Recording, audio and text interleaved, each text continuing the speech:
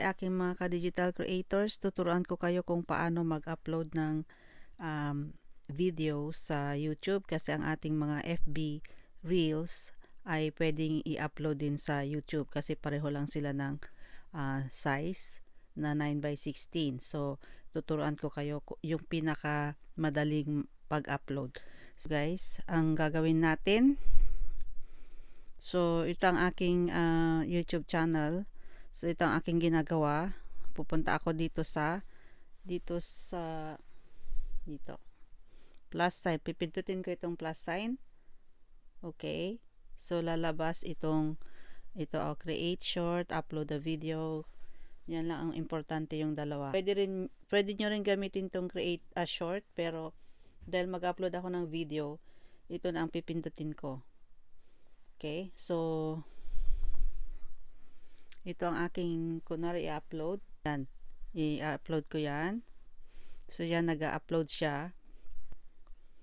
Okay. So dito sa taas, i-press ko ulit yung next dito sa taas. Okay. Nag-upload siya.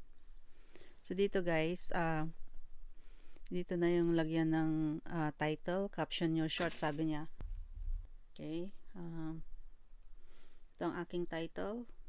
Pwedeng lagyan ng 3 hashtags.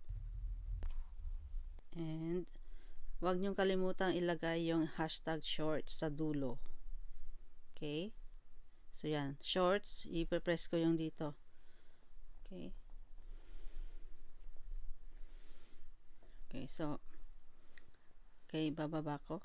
And okay, upload short. Yan. Mag-upload na agad.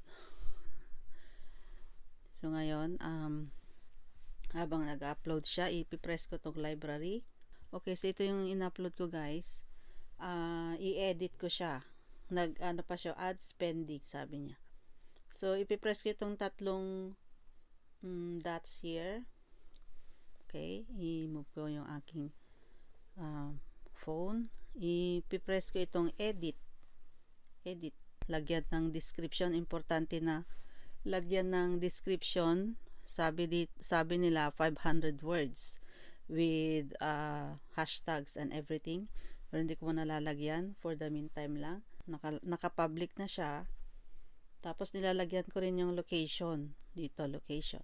Tokyo, Japan. So, Tokyo, press ko lang yan. Okay.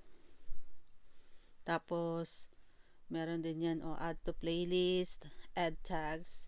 Nilalagyan ko rin yan ng tags. So, later lagyan ko na lang. Okay, i-move ko ulit. Pasensya. I-press ko tong save. Okay.